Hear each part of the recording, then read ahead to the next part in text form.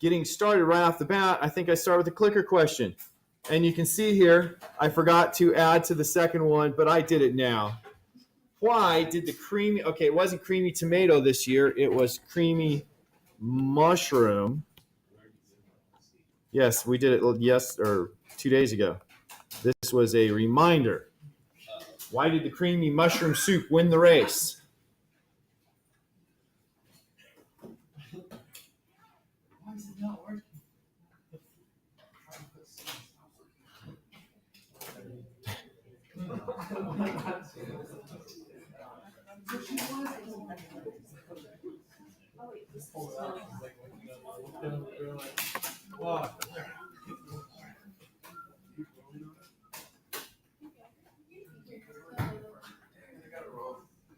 Yeah, I've been sitting there whistling that ever since I made this question. I don't even know who sings it. Okay. Ashley. Okay. It could be Irving, Augusta, and James. Do you bring yours, James? All right. Yes. The walk of shame. The walk of my batteries are dead. Okay. I think everyone's answered, so moving on. We had this time 5, 20, and 0. I have restacked the cards. I have not shuffled them, so take one that's somewhat in the middle. Young Becky's all, please not me, please not me. And it's not. It's the person next to you.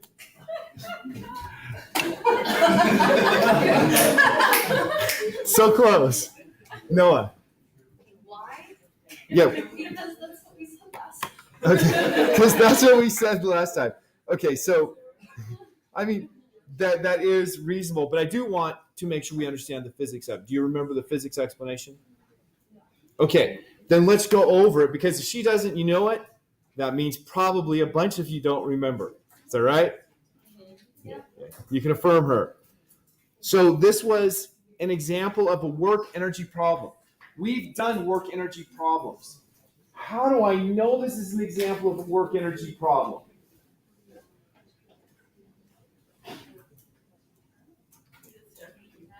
Because what? Okay, it started from rest and it moved. It had change in motion.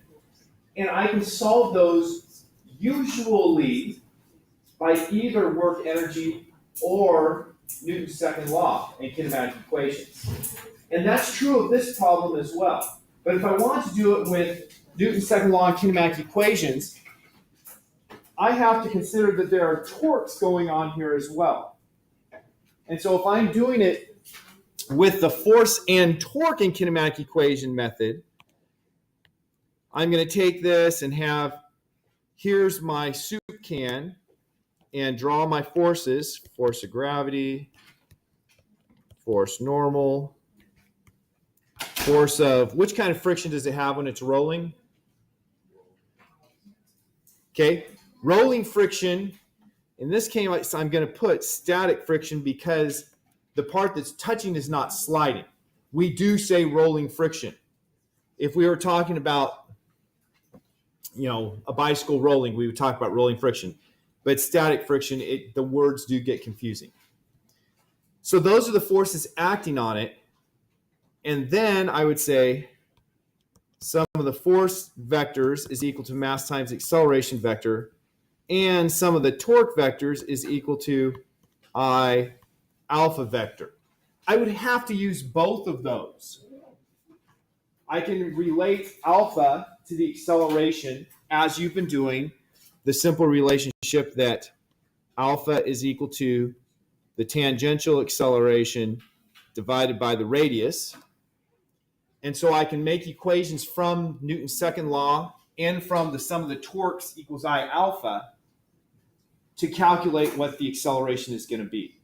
But I have to use both of those conditions just for grins so you can see how that works out. I will do it. I didn't plan to. This will probably make so I don't get very far in the lecture. There's my X and Y directions. My forces Sum of the forces in the y direction equals 0, and I don't care.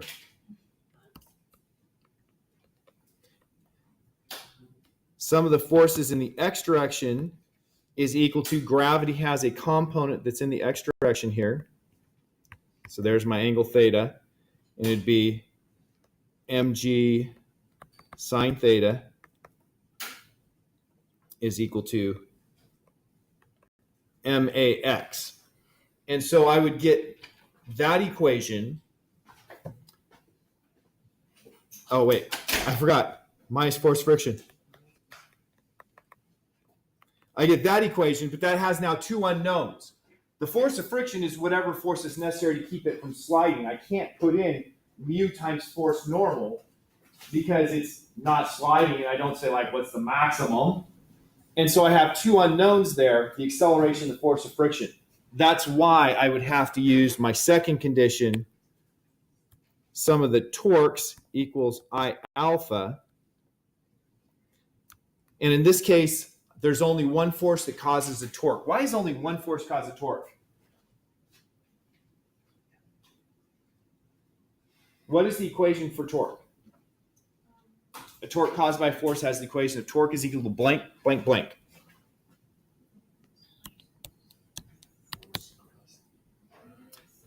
Other way around.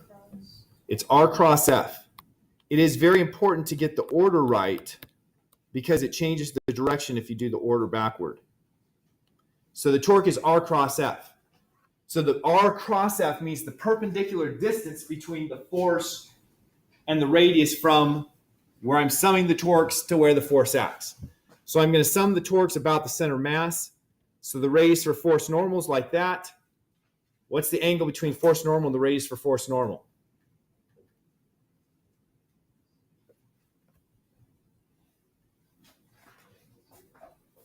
Radius for force normal is going like this, and the force normal is going like that. What's the angle between them? 0 or 180 degrees. In either case, there's no perpendicular component, so that makes no torque. Likewise, force of gravity, the radius for the force of gravity is going parallel to the force of gravity, hence no torque from force of gravity. So the only torque is going to be radius times the force of static friction is equal to I alpha.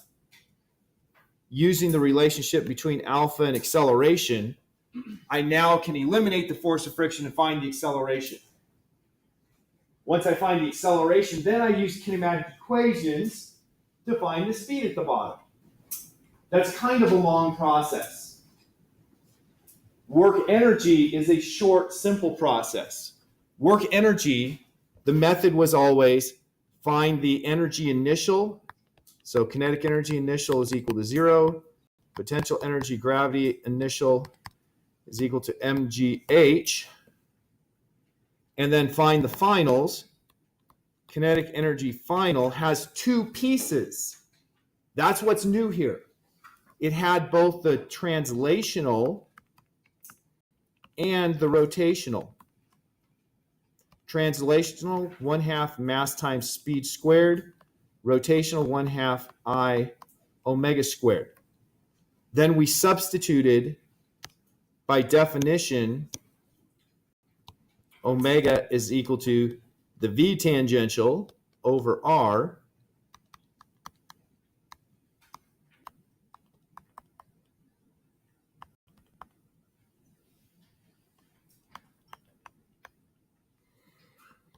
and I can factor out the 1/2 V squared times M plus I over R squared. And of course, I didn't do the final. Potential energy final equals 0. Work non-conservative is equal to change in kinetic energy plus change in potential energy. I look at my problem and I have to ask, was there any non-conservative work done as this rolled without slipping? And I'll give you the answer. The simple answer is no.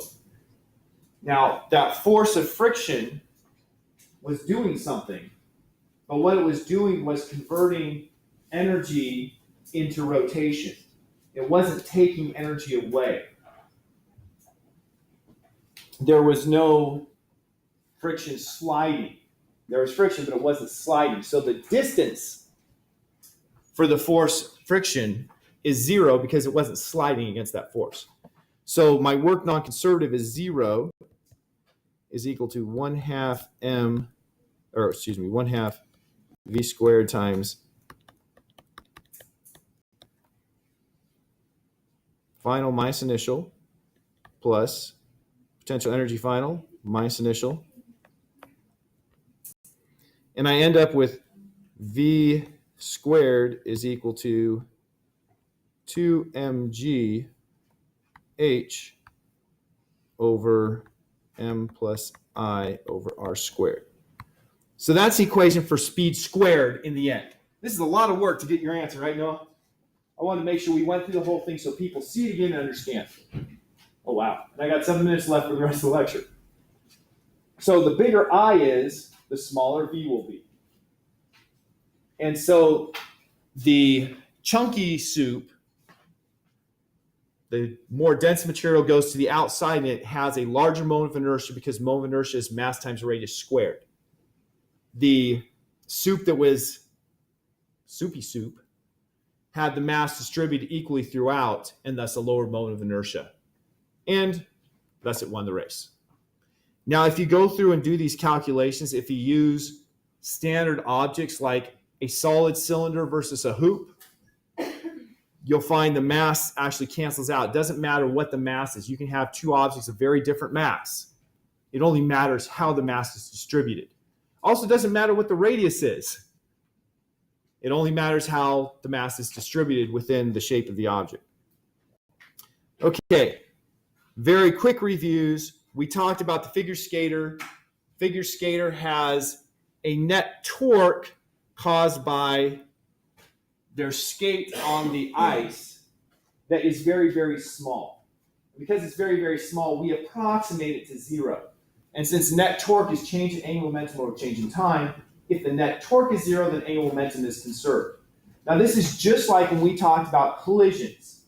In collisions, momentum during the collision, we said it was conserved because of the same relation, because the forces involved were pretty small compared to external forces, or the external forces were small compared to the internal, and the change in time is really small. For the skater, it's the sum of the torques is pretty small, and hence we treat it as approximately 0. And if the net torque is 0, then the angular momentum is conserved.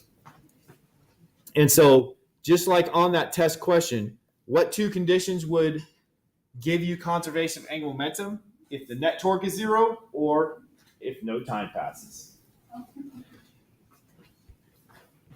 This has some very interesting ramifications when you talk about astronomy. Wow, I almost messed that up. In astronomy, gravity is the force that's affecting our objects. We have gravity that holds the Earth to the sun. The gravitational force is always toward the sun. And so, in terms of the Earth orbiting around the sun, it can't create a torque. Because torque is r cross f, and the radius and the force are exactly the same direction. So that means angular momentum for the Earth orbiting around the sun is constant. Now, when the Earth gets closer to the sun, what is that doing to the moment of inertia? It's decreasing it, because moment of inertia is mass times radius squared. So when the Earth is closer to the sun, the moment of inertia decreases. And if the moment of inertia decreases, but the angular momentum stays constant, what has to change?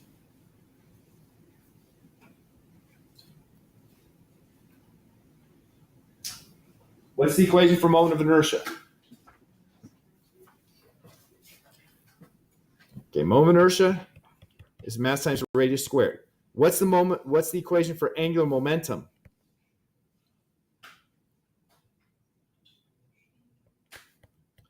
I omega. So if this is getting smaller because the Earth is getting closer to the sun, but L is staying constant, what has to happen to, whoops, I wrote that arrow wrong. What has to happen to omega if the moment of inertia drops? It's going to have to increase. So when the Earth gets closer to the sun, we speed up.